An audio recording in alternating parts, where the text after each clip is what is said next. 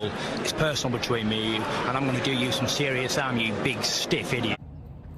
All right, so I wanted to discuss this whole Gervonta Davis, Frank Martin fight because I've seen mixed opinions all over the boxing community about it, and I just feel like, you know what? I got to come, true school, good old BT, got to come and bring some sanity, clarity, and reasoning to what could really be many times a toxic community and a toxic place to be in this boxing world and the boxing community on YouTube. So Gervonta Davis and Frank Martin have agreed in principle to a fight. It looks that's going to be the next fight. There's no official venue in place. There's no date in place, but all the reports are suggesting that Gervonta Davis versus Frank Martin is next. So assuming that that's true, and we always know that in boxing with PBC and stuff, and just boxing in general, we know that things can always be subject to change. But let's just take it for what it is now. They've agreed to fight their next fight together, and I like the fight, honestly. I think it's one of the best fights that could actually be made from a stylistic standpoint in the middleweight division. Because let's unpack the fight.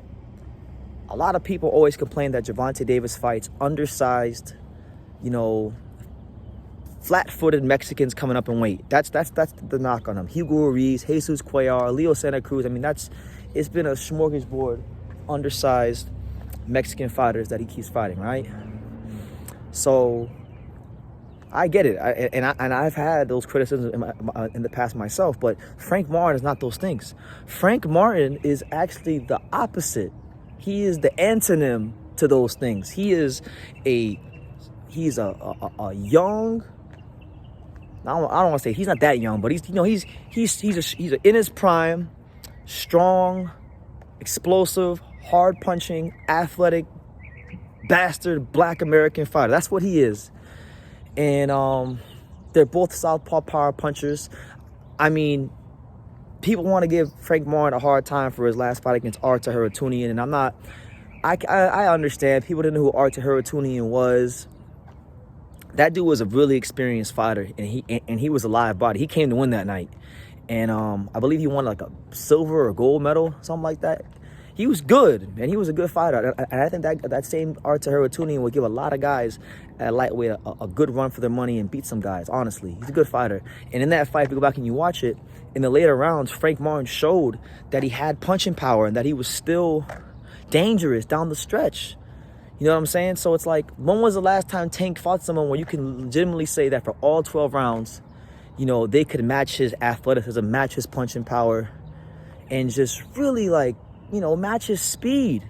Frank Martin brings some good things to the table. Now, where Frank Martin may come unstuck is that Frank Martin don't have the experience that a guy like Tank has. So when you watch him fight sometimes, Frank may struggle to know when to fight mid-range, when to fight outside, when to fight inside. But from a physical standpoint, from an athletic standpoint, Frank Martin is one of the most intriguing opponents Gervonta Davis has had in a long time, honestly. Maybe ever, honestly. Because he's a top five, in my opinion, he's like a top five, outside the champions, a top five lightweight in the division. And yeah, I like the fight. Like, if you said, BT, what's the 5 fights you'd want to see in the lightweight division? This would have been one of them. Because of the styles. Factor in also, Frank Martin, one of his best strengths, I think, is his footwork. His ability to get close to fighters and turn them. Something, again, that Tank Davis he hasn't really fought too many fighters who had that attribute with him. He's normally the guy that when he gets in close quarters, he turns them. So it's a good fight. It's a fight that I always anticipated happening because of the fact that, PBC likes to keep things in-house, like all promoters do. And, he's highly ranked, and you kind of knew, like, once Frank Martin turned down the Shakur Stevenson WBC title shot, you kind of knew that, okay, he's not just going to turn it down if there's not something bigger on the horizon. And look, you can hate it all you want.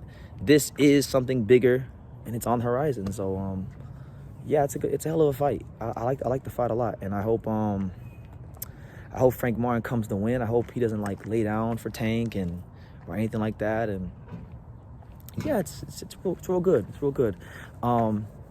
Hopefully it's the start of, how you doing? hopefully it's the start of Gervonta Davis being in, you know, bigger and better fights. You know, we all want to see him against the Shakurs and the Haneys of the world and things like that. Super Matias, if we're being really, really wishful, but it's a really, really good fight. I'm intrigued to see how Tank handles fighting a in their prime, strong, athletic, explosive, Black American power punching southpaw. That's amazing to me. I love this fight. And I'll be very, very hyped up when it does happen. I know a lot of people don't like Frank Martin. I personally am a Frank Martin fan. I like Frank Martin. And the cherry on top to all this, the caveat to all this is that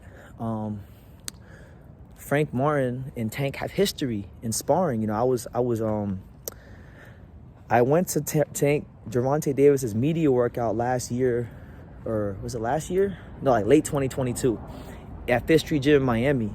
And at that media workout, he was asked a question about sparring Frank Martin. And he said that he pretty much gave a warning. He said, look, they better stop talking before I hurt Frank Martin again. So now he's going to get his chance to do whatever he said he did in sparring to Frank.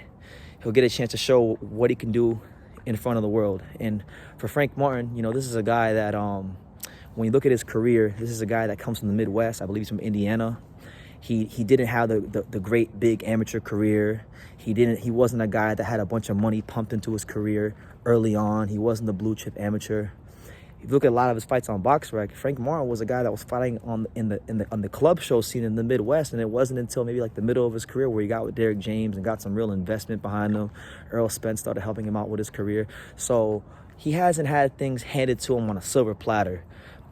He's had to beat some real good guys like Michelle Rivera and Romero Duno and Artur Haratuni, and, you know, guys that come to win. High risk, low reward guys that, you know, you're not making a lot of money, but these guys come to win and they're good. So this is a guy that, in my opinion, apart from the Shakur fiasco, I think he deserves respect. I think he's a credible opponent. And I think this is a very good fight for the lightweight division. And I think people should stop being so damn miserable and just enjoy the fight. It's going to be a good fight. Is it exactly what we want? No, I'm not, you know, but they could have did a lot worse than Frank Martin. They could have gave you guys Rob Valenzuela or Chris Colbert. I'll tell you that, because those are fights I know that PBC wanted to make. But listen, man, I'll let you guys make it what you will. These are just my thoughts, my authentic thoughts on Gervonta Davis versus Frank Martin. But let me know what you guys think in the comments down below. Make sure you guys take the time to subscribe. And like I say in every single one of these videos, you can love me or you can hate me, but I'm just a kid from Dang. So until next time, take care, guys. Thank you for watching another video on the untouchable True School Sports Empire. For more great boxing content just like this video, click right here and make sure to subscribe. Much love from sunny South Florida.